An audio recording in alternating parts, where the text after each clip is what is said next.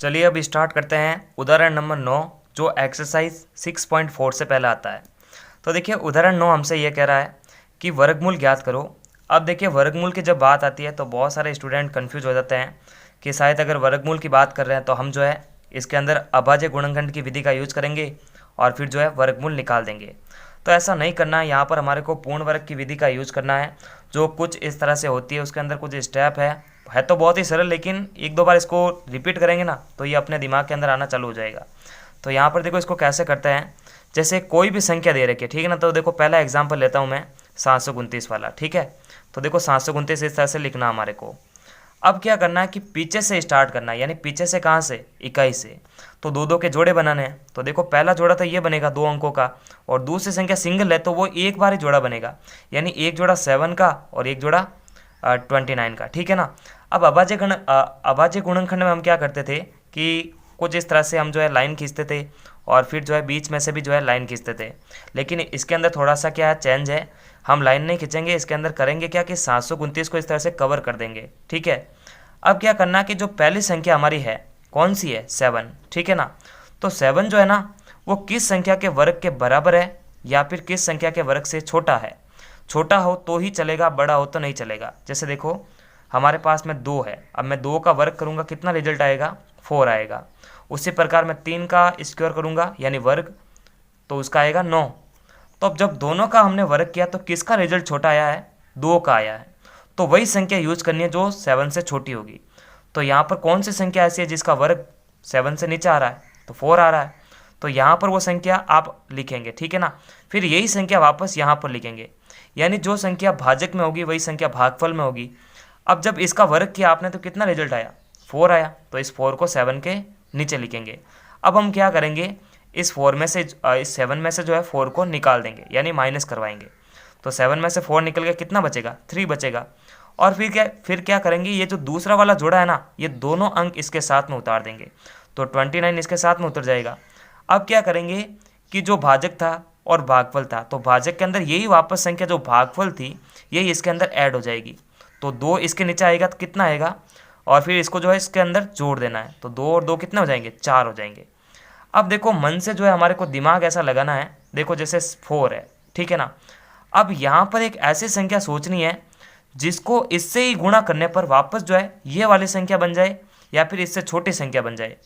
तो ऐसा दिमाग लगाना पड़ेगा हमारे को।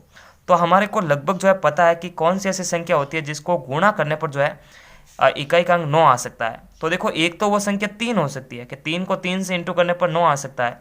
एक संख्या है 7, 7 को 7 से मल्टीप्लाई करने पर 49 आंसर आ सकता है। तो यहाँ पर हमारे को एक ऐसी संख्या सोचनी है जिसको वापस इसी पूरी संख्या से इंटू करने पर वापस ये संख्या हमारे को प्राप्त होनी चाहिए। तो ये कैसे हो सकता है, देखो जैसे अगर मैं 7, देखो 2 प्रोबेबिलिटी बन रहे हैं ना हमारे पास में, 2 संभावना हम व्यक्त कर सकते हैं कि यहाँ पर अगर 3 हो और वापस इसी 3 को जो है इसी 3 से इंटू करना है, यानी ये जो पूरी संख्या बनेगी उसको वापस उसी संख्या से मल्टीप्लाई करना है और फिर चेक करना है कि वापस जो ये संख्या क्या आ रही है क्या। तो एक संभावना हमारे पास में बनती है कि हम यहाँ पर 3 रख के देख ले तो 3 तेरे 9 और 4 तिये 12, लेकिन ये इसके बराबर नहीं आ रहा है। तो दूसरी संभावना हमारे पास में थी कि हम इस खाली जगह के स्थान पर जो है 7 रख के चेक करेंगे और फिर मल्टीप्लाई कर देंगे। जो यहाँ पर रखेंगे ना वही उसी संख्या को जो है मल्टीप्लाई करवाना है, ठीक है ना। तो देखो 7 7 49, 7 चौक 28, 28 और 4 32। तो देखो 329 जो है दूसरी पॉसिबिलिटी में आ चुका है। तो यहाँ पर हम कौन सी संख्या माने कि इसको ये संतुष्ट कर दे।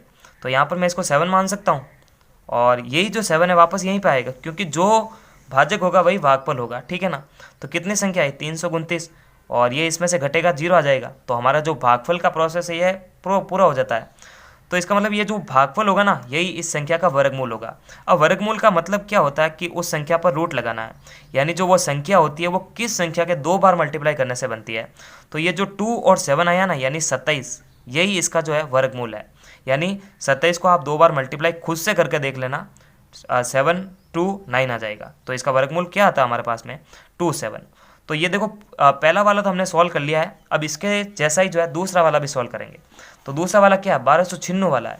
तो इसमें नियम तो आपको मेरे हिसाब से पता लग गया होगा, ये सिर्फ प्रैक्टिस मांगता है। एक दो बार इसकी प्रैक्टिस करेंगे ना तो ये दिमाग के अंदर सटीक रूप से बैठ जाएगा। अब देखो अगला वाला करते हैं 1296 वाला, ठीक है। तो समस्या नहीं होनी चाहिए आपको, एक दो बार प्रैक्टिस करेंगे तो ये बिल्कुल दिमाग के अंदर आएगा। अब देखो 1296 के अंदर क्या करेंगे हम, सेम यही प्रोसेस है कि अभाज्य गुणनखंड की तरह ही है, लेकिन इसमें जो है इसको कवर करना पड़ता है। तो देखो यहाँ पर हम क्या करते हैं, पीछे से दो दो संख्याओं के जोड़े बनाते हैं। तो पीछे से दो दो संख्याओं के जोड़े, एक तो छिन्नू बन गया और एक बन गया 12। अब जो पहली संख्या होती है, पहली संख्या के जोड़े में कौन सी संख्या है, 12, ठीक है ना, तो इसको साइड में लिख दो। अब ये जो 12 है ना, किस संख्या के वर्ग के बराबर है या फिर किस संख्या के वर्ग से छोटा है, बड़ा नहीं होना चाहिए। तो देखो एक तो है 3, 3 का वर्ग करेंगे तो आएगा 9, और एक आएगा 4 जिसका वर्ग करने पर आएगा 4 चौक 16। तो किस संख्या से छोटा है, किस संख्या के बराबर तो है ही नहीं, तो किस संख्या से छोटा है ये 9, ठीक है ना। तो 12 से 9 छोटा है ना, 12 से 9 छोटा है, तो किस संख्या का वर्ग था, ये 3 था। तो यहाँ पर जिस संख्या का वर्ग ले रहे हैं उसी संख्या को यहाँ पर रखेंगे। तो 3 तियारी 9, और यही वापस संख्या यहाँ पर आएगी, क्योंकि जो भाजक होगी वही भागफल होगी। तो कितना रिजल्ट आ रहा था, 9 आ रहा था, तो इस 9 को यहाँ पर रखेंगे। अब क्या करेंगे, इसमें से इसको माइनस करवाएंगे, तो 12 में से 9 चला गया, 3 बचेगा।